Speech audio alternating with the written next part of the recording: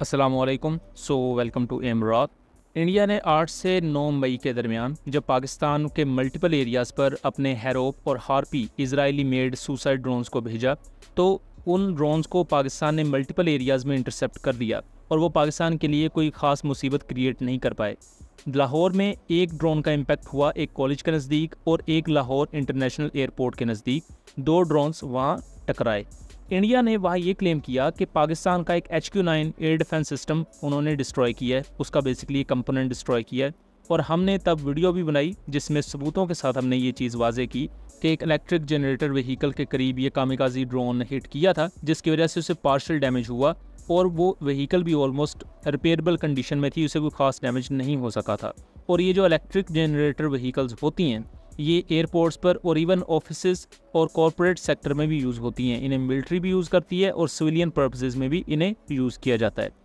उसे HQ-9 का part कहना ये एक गलत चीज़ थी जिसे इंडिया ने यूज़ किया। अब वो चीज़ खुद ब खुद ही एक्सपोज हो चुकी है। हमने रिसेंटली इंडोनेशिया में होने वाला एक सेमिनार देखा जिसे इंडिया कहता है कि वो इंडोनेशियन एयरफोर्स ने कंडक्ट किया था, बट लेटर ऑन वो भी एक्सपोज हो गया कि ये तमाम ड्रामा इंडियन एम्बेसी की तरफ से था। यहाँ इंडिया के जो डिफेंस अटाशे थे उन्होंने ये कहा कि इंडिया ने मल्टीपल एयरक्राफ्ट पाकिस्तान के खिलाफ खोए और उनकी वजह पॉलिटिकल कंस्ट्रेंट्स थी। पॉलिटिकल कंस्ट्रेंट्स कुछ इस वजह से थी कि इंडिया की पॉलिटिकल लीडरशिप ने ये कहा कि पाकिस्तान की मिलिट्री लीडरशिप और सिविलियन लीडरशिप और इसके साथ साथ मिलिट्री टारगेट्स को अटैक नहीं करना।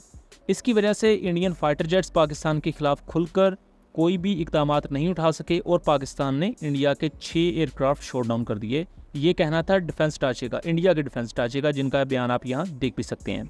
अब पहली चीज़ तो इसमें खुद ही एक कंट्रास्ट है, क्योंकि ऑपरेशन सिंदूर से पहले इंडिया के प्राइम मिनिस्टर ने खुद इंडिया की मिलिट्री सर्विसेज को फ्री हैंड दिया था कि आप जिस तरह चाहें पाकिस्तान के खिलाफ ऑपरेशन करें और जिस किस्म के पाकिस्तान के अंदर आप टारगेट्स को हिट करना चाहते हैं उन्हें डिस्ट्रॉय करें।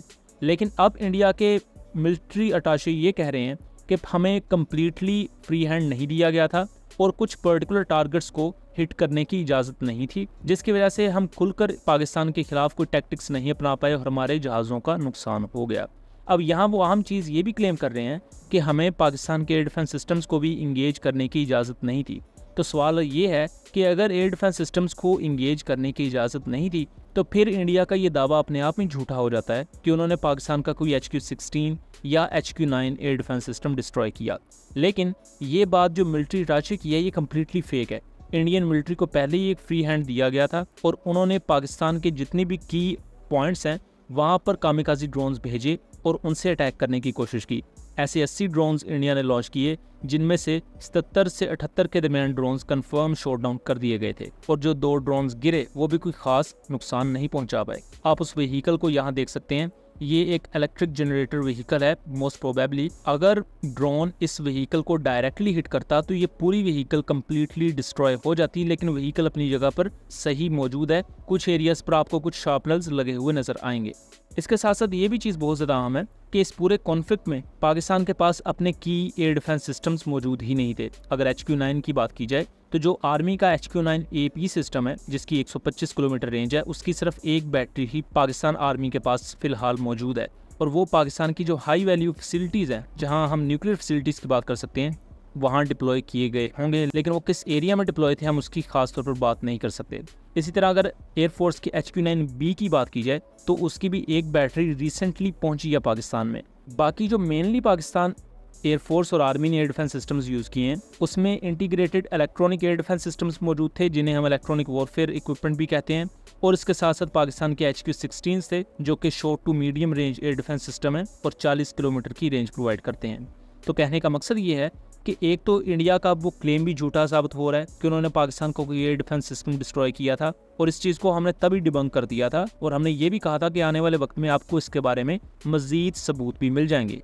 सो आई होप कि आपको इसके बारे में मज़ीद इन्फो मिल चुकी होगी। अब इसके बाद एक अहम चीज़ कि पाकिस्तान को अपने एयर डिफेंस सिस्टम की तादाद ज़्यादा करने की ज़रूरत है। ख़ास तौर पर HQ-9 सिस्टम की ज़्यादा बैटरीज पाकिस्तान को दरकार है, जबकि पाकिस्तान के मुकाबले में इंडिया के पास बहुत बड़ी तादाद में एयर डिफेंस सिस्टम्स मौजूद हैं, जिसका उन्हें ज़ाहिरी बात है एक हद तक एज भी था। लेकिन पाकिस्तान ने कम एयर डिफेंस सिस्टम, या मैं यूँ कहूँ कि critical air defence system recently ही चूँकि पाकिस्तान पहुँचे थे तो भी उनकी ऑपरेशनलाइजेशन भी उस तरह नहीं हुई थी। स्टिल पाकिस्तान ने एयर डिफेंस की डोमेन में बहुत अच्छा काम किया, खास तौर पर पाकिस्तान के integrated electronic warfare based systems ने।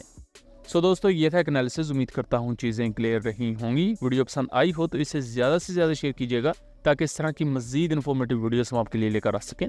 मिलेंगे अगली वीडियो में, तब तक के लिए अल्लाह हाफिज़।